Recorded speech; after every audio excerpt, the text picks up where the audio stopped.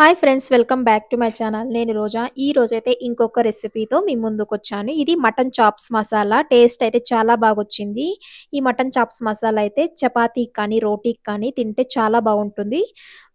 Mutton కూడా చాలా మెత్తగా ఉడికిపోయిందనమాట. మీరు కూడా ఒకసారి ట్రై చేయండి. ఇంకా ప్రాసెస్‌లోకి వెళ్దాము. 1 కేజీ మటన్ చాప్స్ అయితే తీసుకున్నాము. వీటిని బాగా క్లీన్ చేసుకొని, కడుక్కొని పక్కన పెట్టేసుకుందాం. ఈ విధంగా చాప్స్ అనేది ఉండాలా. నెక్స్ట్ చాప్స్ మసాలాకి ఒక బాండ్లీ పెట్టుకునేసి అందులో 2 టేబుల్ స్పూన్ల ఆయిల్ యాడ్ చేసుకుందాము. అలాగే ఇక్కడ చూపిస్తున్న బిర్యానీ స్పైసెస్ అంతా కూడా ఈ కొలతల్లో వేసుకుందాము.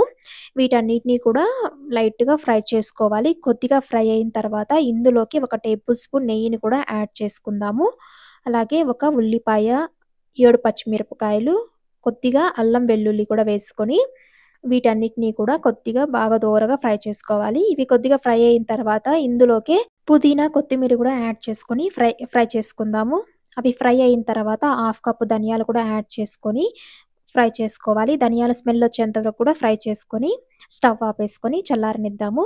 నెక్స్ట్ ఇంకొక మిక్సీ జార్ తీసుకొని ఈ విధంగా స్మాల్ సైజు టమాటాలు 5 వేసుకొని ఈ విధంగా పేస్ట్ చేసుకొని పక్కన పెట్టేసుకుందాము. మనం అప్పుడే పెట్టిన ఈ మసాలాను కూడా మనము నీళ్లు వేసుకొని కొద్దిగా బాగా ఈ విధంగా మెత్తగా గ్రైండ్ చేసి పక్కన పెట్టేసుకుందాము. నెక్స్ట్ అదే బాండ్లీలో 3 టేబుల్ స్పూన్ల ఆయిల్ యాడ్ చేసి ఆయిల్ బాగా వేడెక్కిన తర్వాత 2 ఉల్లిపాయలు కూడా ఈ విధంగా వేసుకొని బాగా ఫ్రై చేసుకున్నాము. అవి కొద్దిగా ఫ్రై అయిన తర్వాత ఇందులోకి ఒక టేబుల్ స్పూన్ అల్లం వెల్లుల్లి పేస్ట్ కూడా వేసుకొని అది పచ్చి వాసన పోయేంత వరకు కూడా వేయించుకుందాము. నెక్స్ట్ మటన్ కూడా యాడ్ చేసేసుకొని 1/2 టీ స్పూన్ పసుపును కూడా యాడ్ చేసుకొని వాటిని బాగా మిక్స్ చేసేసి దీన్ని 10-15 నిమిషాలైతే మూత పెట్టుకొని ఉడికించుకోవాలి. అలా 15 నిమిషాలు అయిన తర్వాత మనము అప్పుడే పేస్ట్ చేసి పెట్టుకున్న టమాటా పేస్ట్‌ని కూడా వేసేసుకుందాము. జార్ కడిగిన నీళ్ళు కూడా ఇందులోకి యాడ్ చేసుకొని కొద్దిగా సాల్ట్ వేసుకొని మూత పెట్టుకునేసి మళ్ళీ కూడా దీన్ని పక్కన ఉడకనిద్దాము. తర్వాత ఇంకొక మిక్సీ జార్ తీసుకొని అందులో 1/2 కప్పు పచ్చి కొబ్బరి కూడా ఈ విధంగా తురుముకొని వేసుకుందాము. అలాగే 2 టేబుల్ స్పూన్ల శనగపప్పు యాడ్ చేసుకొని కొద్దిగా నీళ్లు కూడా యాడ్ చేసుకొని దీన్ని బాగా మెత్తని పేస్ట్ లాగా చేసుకొని పక్కన పెట్టుకుందాము.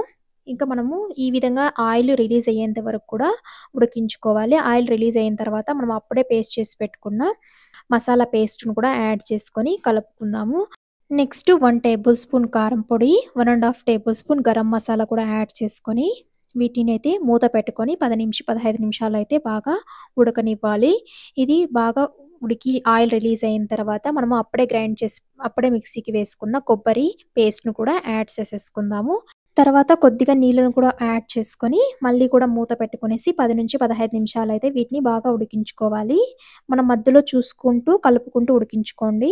ఈ విధంగా ముక్క ఉడికేంత వరకు కూడా మనము మటన్ చాప్స్‌నైతే ఉడికించుకోవాలి. అంతే, మనకి మటన్ చాప్స్ మసాలా అనేది రెడీ అయిపోయింది. ముక్క అయితే చాలా బాగా మెత్తగా ఉడికిందనమాట.